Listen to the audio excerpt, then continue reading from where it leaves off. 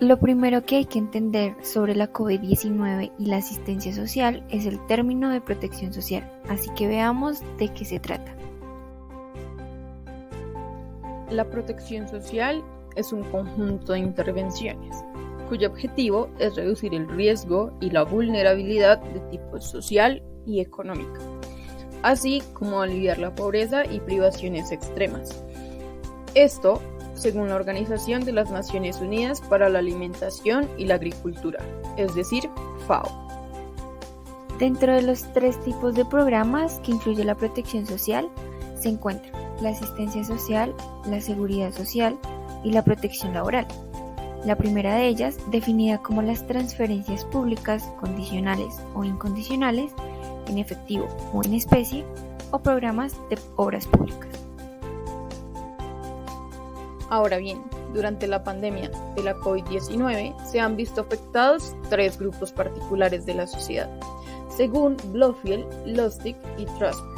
Estos son, en primer lugar, los trabajadores y sus dependientes del sector formal afiliados a la seguridad social. En segundo lugar, los beneficiarios de los programas de transferencias monetarias no contributivas existentes.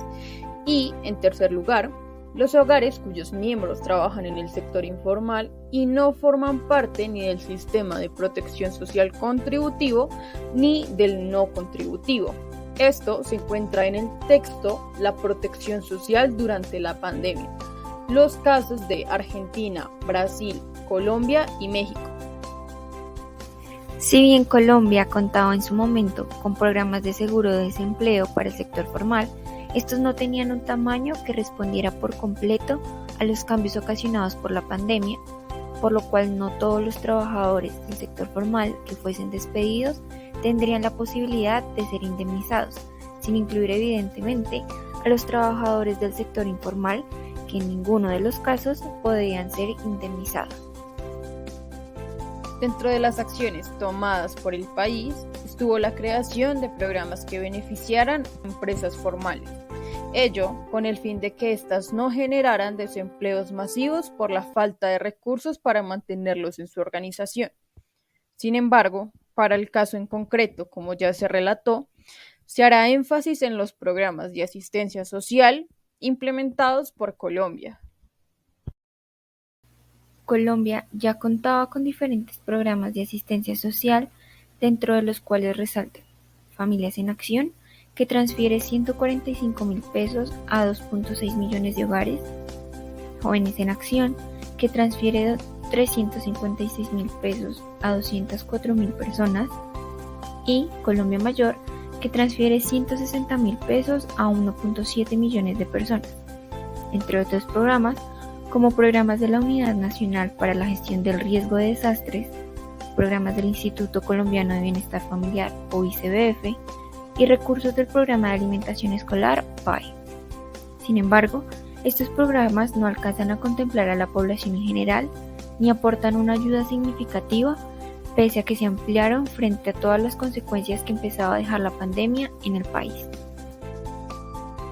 Por esta razón, se crearon otros programas como por ejemplo Bogotá Solidaria, que es un programa sectorizado para la capital, aunque se encuentran otros programas de beneficio nacional como el Programa de Ingreso Solidario, que se enfoca en trabajadores informales vulnerables, en donde se transfieren 160.000 pesos a 3 millones de hogares, y el esquema de devolución del impuesto al valor agregado, es decir, el IVA, el cual beneficia a una gran cantidad de personas sin un grupo poblacional específico.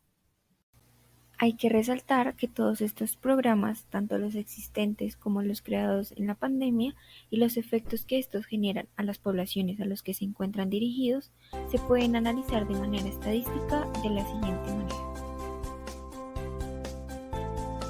De un total de 14,7 millones de beneficiarios distribuidos en los 8 programas de asistencia social con los que cuenta el gobierno ya mencionados y 33 departamentos, se mostrarán los siguientes gráficos que muestran los beneficiarios por departamento y los beneficiarios por programa.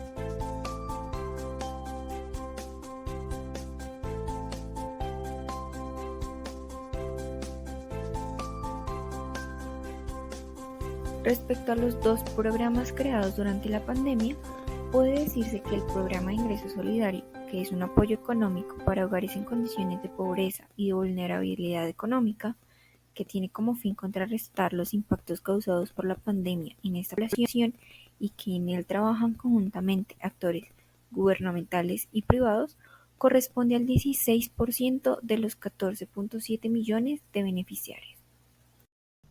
Por otro lado, el esquema de devolución del IVA, que es una compensación económica para los hogares en situación de pobreza, que busca proteger y mejorar su capacidad de consumo, corresponde al 3,8% del total de beneficiarios. Lo mencionado con anterioridad se puede observar en el siguiente gráfico.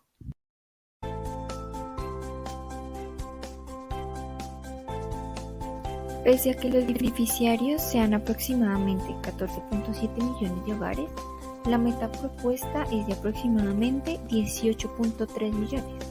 A continuación, se puede observar por departamento cómo va esa marca de progreso respecto a la meta propuesta.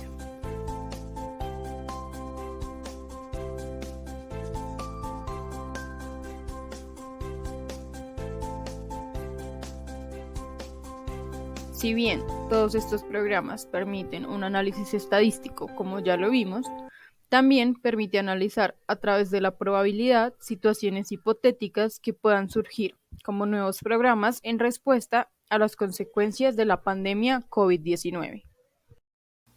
De acuerdo a estas marcas de progreso, se podría estimar que la probabilidad de que en el siguiente programa que se cree de asistencia social se cumpla como mínimo con el 80% de la meta establecida de beneficiarios en los departamentos es de 0.49.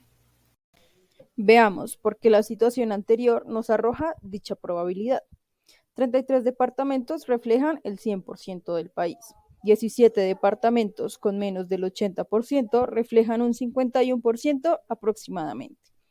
Si restamos 100% menos 51% aproximado que nos dio de los 17 departamentos, nos daría una probabilidad de 49% aproximadamente, el cual, al convertirlo en dato decimal, nos da 0,49 aproximadamente, que fue el dato que nos dio anteriormente.